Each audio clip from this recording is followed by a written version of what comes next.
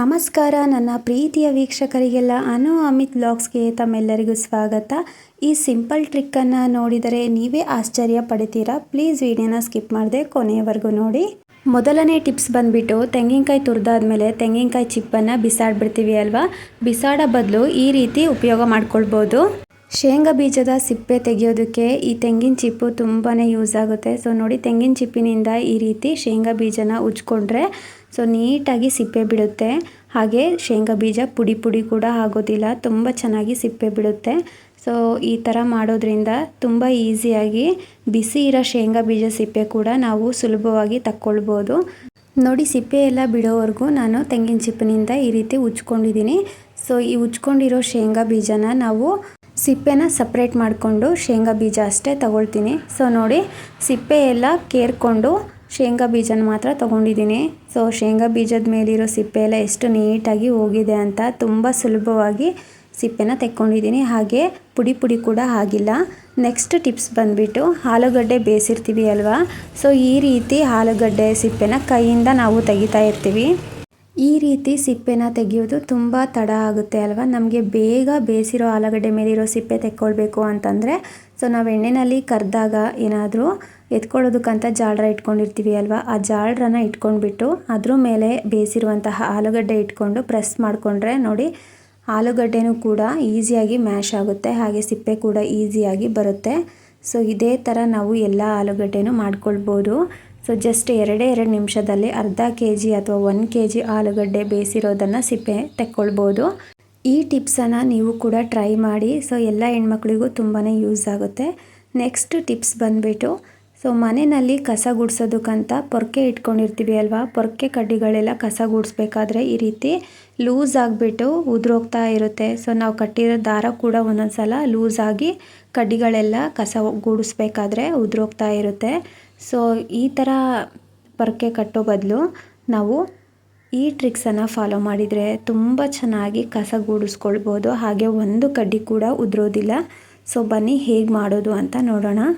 ನೋಡಿ, ನಾನಿಲ್ಲಿ ಒಂದು ಪೈಪಿಂದ 1 ಇಂಚಷ್ಟು ರೌಂಡಾಗಿ ಕಟ್ ಮಾಡಿ ಇಟ್ಕೊಂಡಿದ್ದೀನಿ.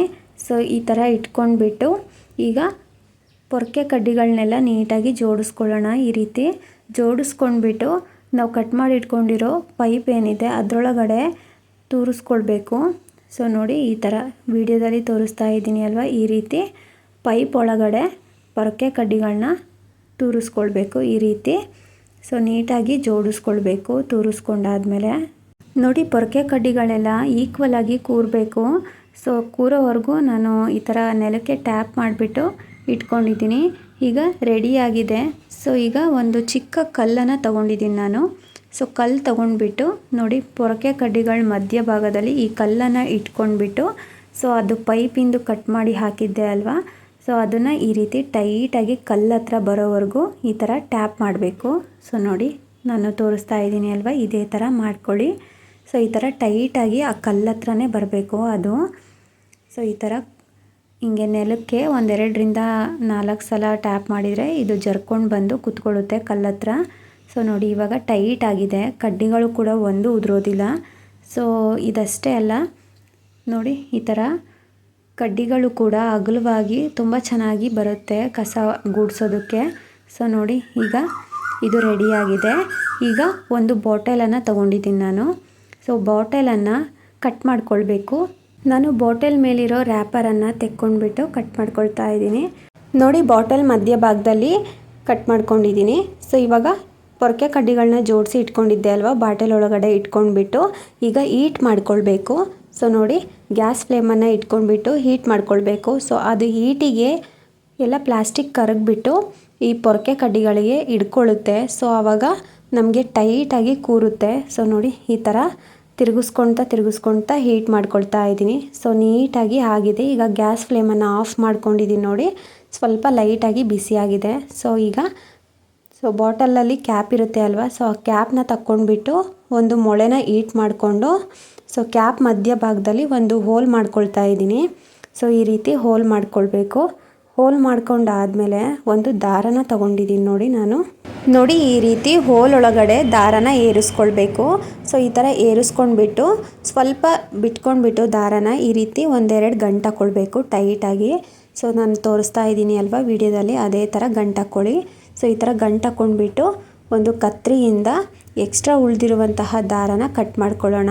ಸೊ ನೋಡಿ, ಈಗ ಎಕ್ಸ್ಟ್ರಾ ಉಳಿದಿರುವಂತಹ ದಾರನ ಕಟ್ ಮಾಡ್ಕೊಂಡಿದ್ದೀನಿ. ಸೊ ಇಷ್ಟೇ ರೆಡಿ ಆಯಿತು. ಈಗ ಕ್ಯಾಪನ್ನು ಹಾಕಿದ್ದೀನಿ ನೋಡಿ. ಸೊ ನೋಡಿ ಎಷ್ಟು ಚೆನ್ನಾಗಿ ಪೊರ್ಕೆ ರೆಡಿ ಆಯಿತು ಅಂತ. ಸೊ ನಾವು ಹೇಗೆ ಕಸ ಗೂಡಿಸಿದ್ರು ಒಂದು ಕಡ್ಡಿ ಕೂಡ ಉದುರೋದಿಲ್ಲ. ಕಸ ಎಲ್ಲ ಗೂಡಿಸಿದಾದ್ಮೇಲೆ ನಾವು ಇದನ್ನು ಒಂದು ಕಡೆ ನೇತಾಕೊಳ್ಬೋದು, ಒಂದು ಮೊಳೆಗೆ. ಸೊ ಒಂದು ಕಡೆ ಇದ್ಬಿಡುತ್ತೆ. ಸೊ ನೋಡಿದ್ರಿ ಅಲ್ವಾ ಫ್ರೆಂಡ್ಸ್, ಇವತ್ತು ತೋರಿಸಿರುವಂತಹ ಎಲ್ಲ ಟಿಪ್ಸ್ಗಳು ನಿಮಗೆ ಇಷ್ಟ ಆಗಿದೆ ಅಂತ ಅಂದ್ಕೊಂಡಿದ್ದೀನಿ. ಇಷ್ಟ ಆಗಿದ್ದರೆ ಪ್ಲೀಸ್ ನನ್ನ ಚಾನಲ್ನ ಸಬ್ಸ್ಕ್ರೈಬ್ ಮಾಡ್ಕೊಳ್ಳಿ, ಹಾಗೆ ಲೈಕ್ ಮಾಡಿ, ನಿಮ್ಮ ಫ್ರೆಂಡ್ಸ್ಗೆ ಫ್ಯಾಮಿಲೀಸ್ಗೆಲ್ಲ ಈ ವಿಡಿಯೋನ ಶೇರ್ ಮಾಡಿ. ಈ ವಿಡಿಯೋನ ನೋಡಿರೋ ತಮ್ಮೆಲ್ಲರಿಗೂ ಧನ್ಯವಾದಗಳು.